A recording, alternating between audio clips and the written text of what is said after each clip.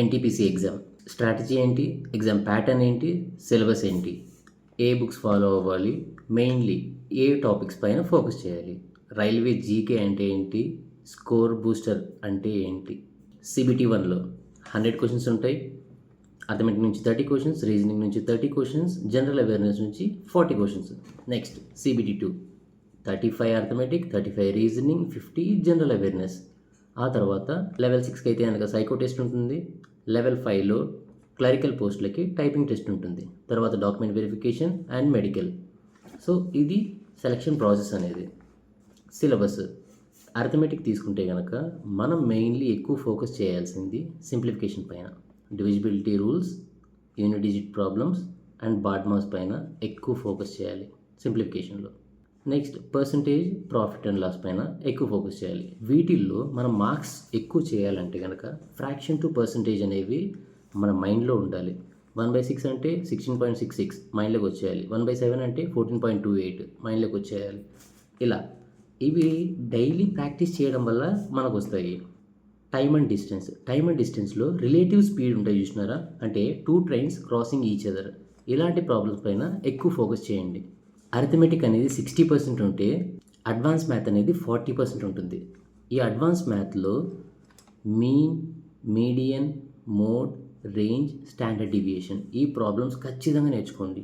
2 to 3 questions వచ్చేదానికి చాలా chance ఎక్కువ.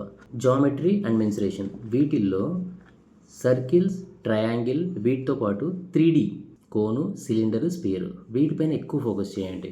Basic identities.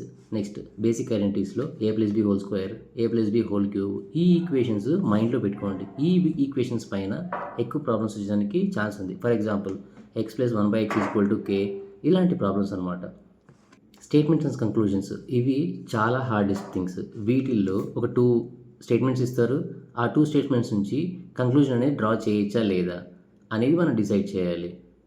Next Venn diagrams చాలా యూస్ చేయండి. సిలాగిజమ్స్కి టాపర్స్ మొత్తం యూస్ చేసేది వెన్ డయాగ్రామ్సే. సో వెన్ డయాగ్రామ్స్ అనేది బాగా ప్రాక్టీస్ చేయండి. ఈజీగా స్కోర్ తెచ్చుకునే టాపిక్ ఇవి. పజిల్స్ ఎగ్జామ్లో లాస్ట్లో చేద్దామని చెప్పి చాలా వరకు వదిలేస్తారు. బట్ లాస్ట్లోకి వచ్చే కొద్దీ టైం అనేది సరిపోక టెన్షన్లో మనం మార్క్స్ అనేది పోగొట్టుకుంటుంటాం. ఇలా కాకుండా డైలీ ఒక పజిల్ అనేది సాల్వ్ చేయడం ట్రై చేయండి. ఇలా చేయడం వల్ల ఎగ్జామ్లో 2 to 3 మినిట్స్లో ఈ ఫ్లోర్ పజిల్స్ ఉంటాయి. ఆల్మోస్ట్ 4 to 5 మార్క్స్ అనేవి వస్తాయి. 2 to 3 మినిట్స్లో ఫ్లోర్ పజిల్ సాల్వ్ చేయడం వల్ల 4 to 5 మార్క్స్ ఫెచ్ అవుతాయి. జనరల్ అవేర్నెస్లో సైన్స్ పైన ఎక్కువ లెవెల్లో రీసెర్చ్ చేయాల్సిన అవసరం లేదు.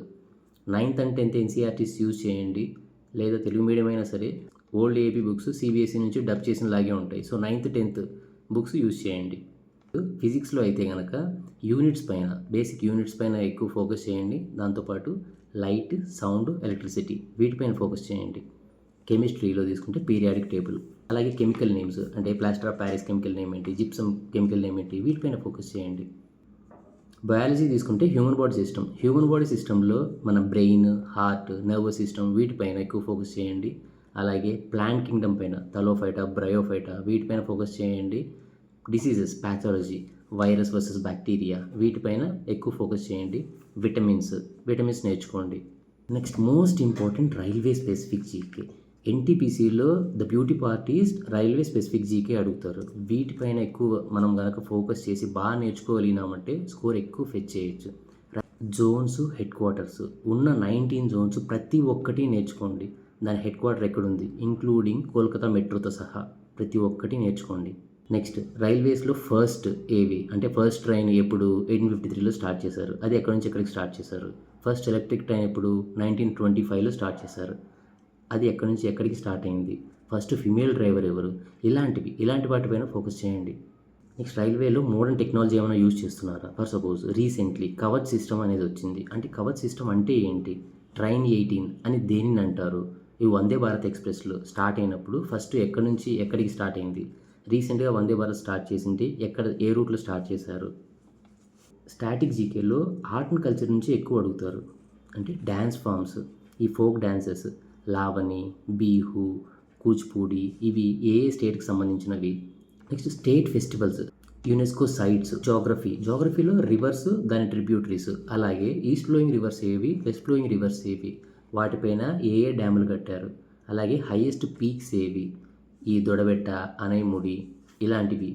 ఒక 2 ఇయర్స్ వరకు కరెంట్ అఫైర్స్ చూడండి. వాటిల్లో కూడా మెయిన్గా స్పోర్ట్స్, అపాయింట్మెంట్స్, అవార్డ్స్ వీటిపైన బాగా ఎక్కువ ఫోకస్ చేయండి.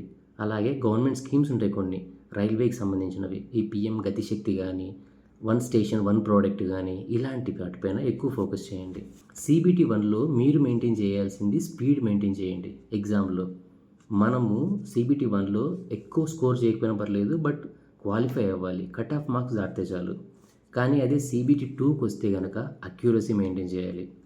ఎందుకంటే మీరు కోల్పోయే ప్రతి 0.33 మార్క్కి ఆల్మోస్ట్ 5,000 మంది మీ పైకి వెళ్ళిపోతారు. సో దాన్ని దృష్టిలో పెట్టుకొని మీరు అక్యూరసీ అనేది మెయింటైన్ చేయాలి. ఇప్పటి వరకు నేను మీకు చెప్పిన టాపిక్స్ అన్నీ ఒక పేపర్లో రాశాను.